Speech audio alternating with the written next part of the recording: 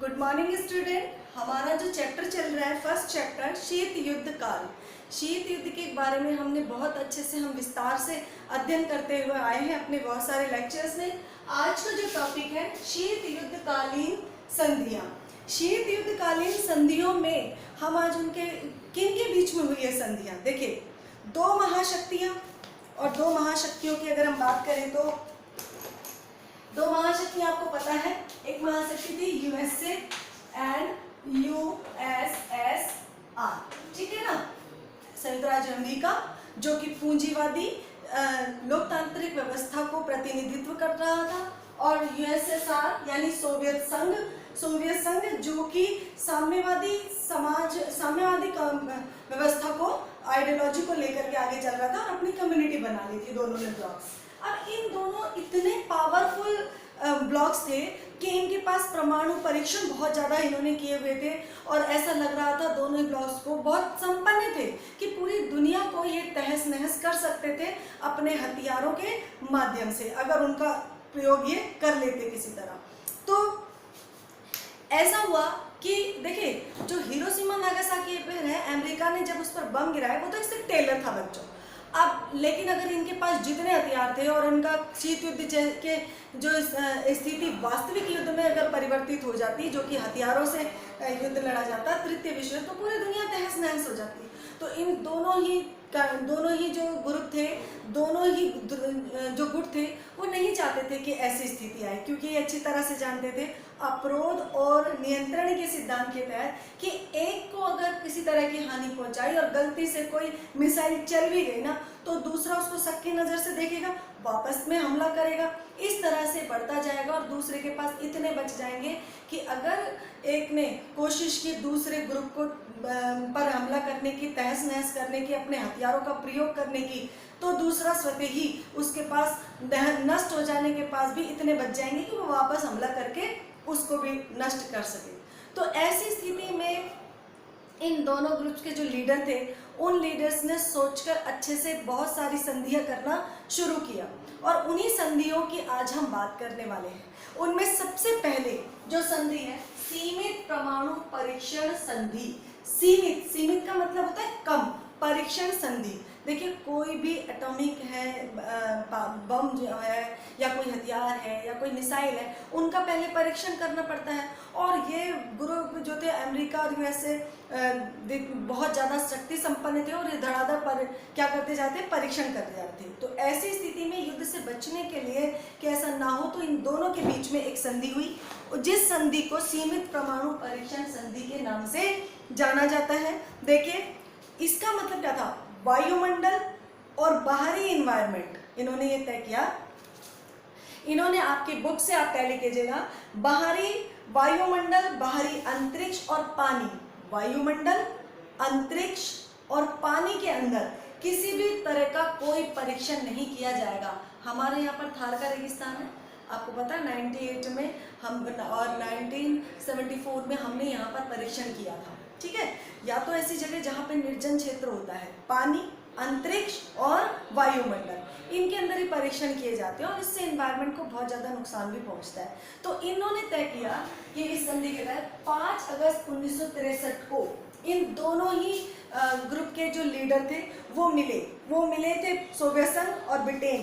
देखिए, संधि पर अमेरिका, ब्रिटेन, सोवियत संघ ये मिले 5 अगस्त 1963 को। कहाँ मिले? मास्को जो कि रूस की राजधानी है, वहाँ मिले, और उन्होंने हस्ताक्षर किए कि ठीक है, हम ऐसा 3 जगहों पर कोई भी परीक्षण नहीं करेंगे। और वो परीक्षण कब, ये संधि जो थी ये प्रभावी कब हुई? 10 अक्टूबर 1963 को प्रभावी हो गई, और यहाँ पर किसी तरह के परीक्षण प्रतिबंधित हो गए। अब दूसरी जो संधि थी वो थी परमाणु अप्रसार संधि। दूसरी थी परमाणु अप्रसार संधि, जिसको एनपीटी भी कहते हैं, है ना। जुलाई 1968 में इस पर हस्ताक्षर किए गए, मास्को में जुलाई 1968 में इस पे हस्ताक्षर किए, और इस संधि पर हस्ताक्षर ये जो प्रभावी हुई वो 5 मार्च 1970 को प्रभावी हो गई ये संधि, ठीक है। इस संधि का मैं डिस्क्रिप्शन आपको थोड़ा बताती हूँ कि देखिए सॉरी, यह जो संधि थी ना वो परमाणु शक्ति संपन्न देशों को हथियार रखने की अनुमति देती है। ये थोड़ी भेदभावपूर्ण संधि थी। कैसे? ये जो संधि थी परमाणु अप्रसार संधि, ये संधि किनको हथियार रखने की परमिशन देती है? जो परमाणु शक्ति संपन्न है। वो भी कब से? 1968। जो ऐसे देश जिन्होंने 1968 से पहले परीक्षण कर लिया है तो वो हथियार रख सकते हैं, बाकी आगे के लोग कोई परीक्षण नहीं करेंगे। हमारे भारत के पास भी ये प्रॉब्लम आई थी, लेकिन हमने तो बाद में परीक्षण किया क्योंकि ये हमें भेदभावपूर्ण और संधि लगी, क्योंकि हम तो नए नए फ्री हुए थे, हमें तो नई नई स्वतंत्रता मिली थी, हमें तो अपने विकास करना था, हमें अपनी सैनिक सुरक्षा को बढ़ाना था, तो हमने इस पर हस्ताक्षर नहीं किए। ठीक है ना। और शक्ति संपन्न राष्ट्र कौन थे? 5। अमेरिका, सोवियत संघ जो कि बाद में रूस ने उसका स्थान लिया, दूसरी बात ब्रिटेन, फ्रांस और चीन। अमेरिका, रूस, ब्रिटेन, फ्रांस और चीन, 5 देशों को शक्ति संपन्न माना गया और ये कहा गया कि ये निर्माण और विस्फोट से संपन्न मान लिया गया। इनको कहा गया कि ये रख सकते हैं हथियार, बाकी अब कोई नया परीक्षण नहीं करेंगे। ठीक है, ये थोड़ी भेदभावपूर्ण संधि। अब आती है तीसरी, सामरिक अस्त्र परिसीमन संधि वार्ता। ये बातचीत थी। सामरिक अस्त्र परिसीमन वार्ता फर्स्ट, जिसको सॉल्ट फर्स्ट के नाम से जानते हैं। इस पर जो हस्ताक्षर हुए वो 5 मार्च 1970। एक मिनट, हाँ, ये 1995 में अनिवार्य संधि को, सॉरी एक मिनट देखिए, कि ये जो परमाणु परीक्षण संधि थी ये जुलाई 1968 में हस्ताक्षर हुए, 5 मार्च 1970 को प्रभावी हुई और 1995 में इसको अनियत काल के लिए बढ़ा दिया गया, यानी लंबे समय के लिए बढ़ा दिया गया कि कोई परमाणु प्रसार नहीं करेगा। हमने तो सही नहीं करे उस पर। ओके, अब आगे सामरिक अस्त्र परिसीमन संधि, ये बातचीत थी जो साल्ट फर्स्ट के नाम से जानी जाती है। ये जो थी 1969 के नवंबर में इस साल्ट वार्ता का प्रारंभ हुआ और इस प्रारंभ में सोवियत संघ के नेता जो थे वो लियोनोड ब्रेजनेव थे। साल्ट 1 के समय जो लीडर थे वो थे लियोनिड ब्रेजनेव और अमेरिका के थे रिचर्ड निक्सन। ठीक है, साल्ट, आपके सामने क्वेश्चन आएगा, साल्ट फर्स्ट के समय यूएस के नेता कौन थे? Richard Nixon. और यूएसएसआर के नेता कौन थे? Leonid Brezhnev. इन दोनों ने इस पर हस्ताक्षर किए। हस्ताक्षर जो किए थे उसमें 26 मई 1972, ये जो संधि थी ये 26 मई 1972 को इस पर हस्ताक्षर हुए। ठीक है, इसमें 2 बातें कही गई।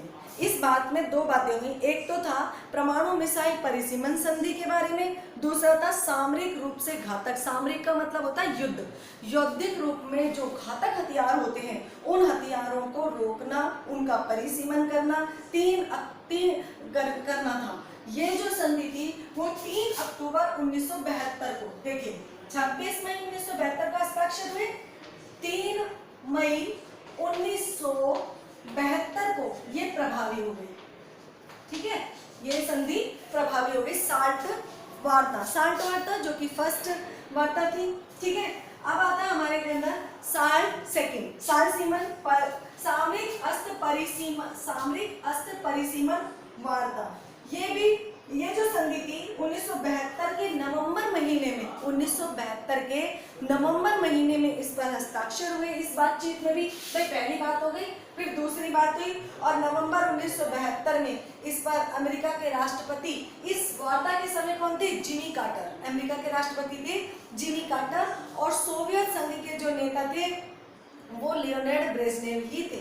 ठीक है, अमेरिका का लीडर बदल गया था, यूएसएसआर का। दोनों ही साल्ट संधि के समय यूएसएसआर के जो लीडर थे वो लियोनिड ब्रेजनेव ही थे, जबकि अमेरिका के जो लीडर थे वो अमेरिका के लीडर पहली संधि में रिचर्ड निक्सन थे और दूसरे में जिमी कार्टर बन गए। ओके, तो ये संधि थी। और ये जो संधि जो हुई थी ये 18 जून 1972 को हथियारों के परिसीमन की संधि थी। ये संधि कब हुई?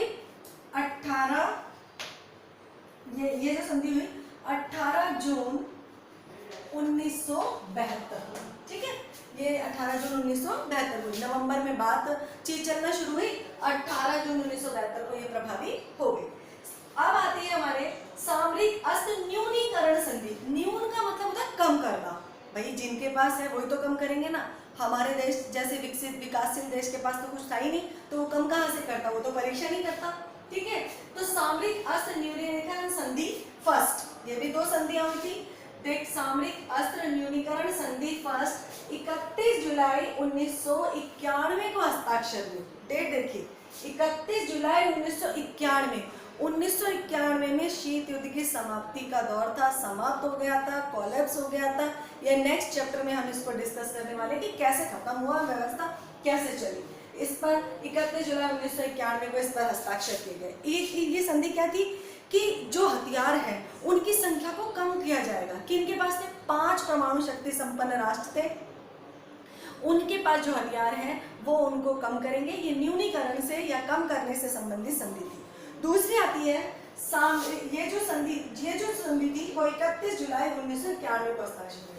अब वो सामरिक अस्त्र न्यूनीकरण संधि सेकंड 3 जनवरी 1993 को इस पर हस्ताक्षर किए गए। और 93 में तो शीत युद्ध खत्म हो गया था और ये जो यूएसएसआर था इसको ब्रेक हो चुका था, और रूस जो कि इसका नेता था, इस ग्रुप का जो नेता था, एक बड़ा साम्यवादी राष्ट्र था, उसको सारी सीट सोवियत संघ में मिल गई थी। इसका लीडर उत्तराधिकारी जिसको बोलते हैं वो उत्तराधिकारी, यूएसएसआर अगर खत्म हुआ तो कोलैप्स हुआ तो इसका जो उत्तराधिकारी बना वो बना था रूस। कौन बना था?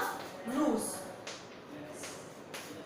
ठीक है, तो ये बना था। तो इस समय जो सामरिक संधि थी इसको, ये भी हथियारों को कम करने से संबंधित थी। अब इनके लीडर बदल चुके थे इसमें भी। देखिए, ये इसके जो ये थे, यहाँ के जो रूस के जो लीडर बन गए थे, क्योंकि अब यहाँ पे रूस का काम था, और वो थे बोरिस येलेत्सिन। कौन थे? बोरिस येलेत्सिन बन गए थे। और अमेरिका के जो थे जॉर्ज बुश सीनियर। ठीक है, तो जॉर्ज बुश सीनियर को इसकी लीडरशिप मिल गई थी, अमेरिका के लीडर बन गए थे। तो ये कुछ संधियां थी जो कि दोनों ही गुटों के बीच में हुई। परमाणुओं को सीमित करना, परमाणुओं को कम करना, परमाणुओं के परीक्षण से संबंधित बातचीत और संधियां थी, और ये संधियां होना बहुत जरूरी था। लेकिन भारत जैसे विकासशील राष्ट्र के लिए इनमें से किसी भी जो संधि हमारे लिए थी वो हमारे लिए ये काम करने वाली थी, ये भी काम करने वाली थी। लेकिन अप्रसार हम क्यों नहीं करते परीक्षण? क्योंकि हमारा तो विकास ही नहीं होता। हमारे पास तो पावर, किसी भी राष्ट्र को पावर चाहिए होती है अपनी सुरक्षा के लिए, तो हम इतना भी ना करते। तो हमने ये हमारे से रिलेटेड थी कि हम इसके अंदर आते थे कि हमें भी रोका जा रहा है, पूरे विश्व को रोका जा रहा है, लेकिन हमने इस पर हस्ताक्षर नहीं किए और हम 2 बार परमाणु परीक्षण भारत में कर चुके हैं। ओके स्टूडेंट, आई थिंक आपको ये समझ में आ गया।